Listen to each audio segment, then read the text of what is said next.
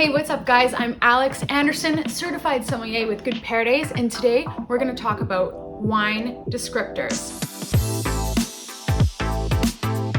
We've all heard a pretty funny wine descriptor, and it can be a little bit absurd, right? Like sweaty horse or cat pee, sometimes even things like grandma's closet. Cool, I've never been in your grandma's closet, but I totally believe you.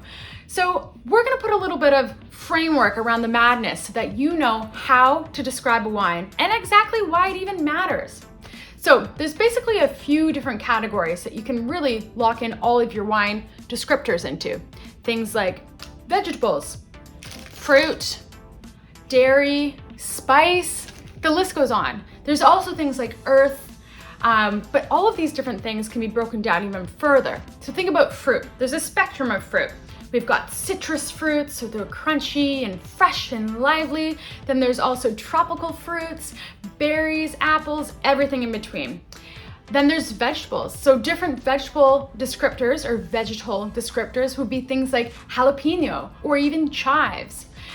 Then there's things like dairy. Now, dairy is an interesting one because it actually comes from winemaking techniques. Examples of dairy would be flavors of butter, or even a creamy texture would kind of be a descriptor that you could use, or something really milky.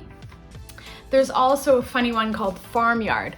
Farmyard is kind of like that smell that, yeah, you really only do get on a farm. It's got a little bit of manure in it almost, or it's just a little bit animal-y. But in small doses, it can be such a delightful thing. And in fact, one of the key traits as some of the most iconic and expensive bottles in the world.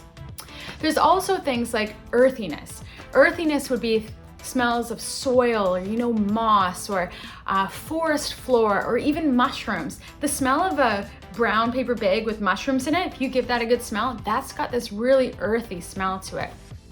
Then of course there's spice.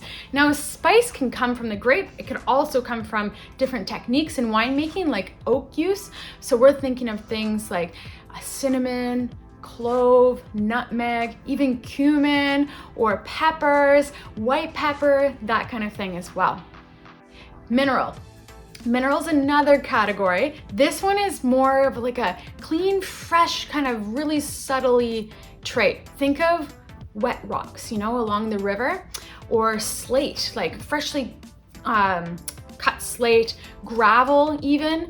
Another great mineral example is something like a wet cement. Like on those really dry summer days, there's been a few of them, and then all of a sudden you get this downpour of rain and you go outside and you smell it, that wet cement smell, that is mineral. Other things like chalk would be like a mineral note as well, or even flint, those are common mineral notes. So yeah, there's a big spectrum of these different ways that you can describe wine, but the importance of them should be noted as well.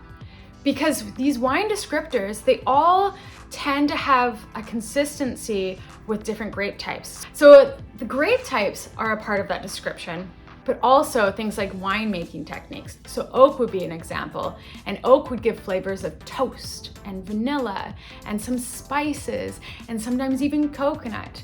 So that would tell you a little bit more about the wine that you're drinking if you can notice those subtle nuances. So that's it.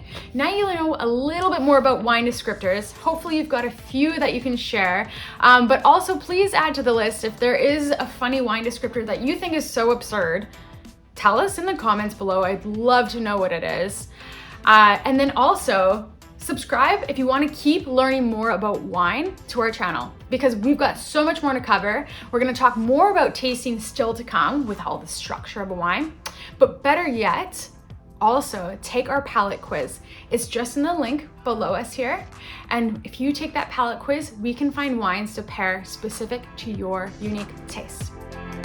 See you next time.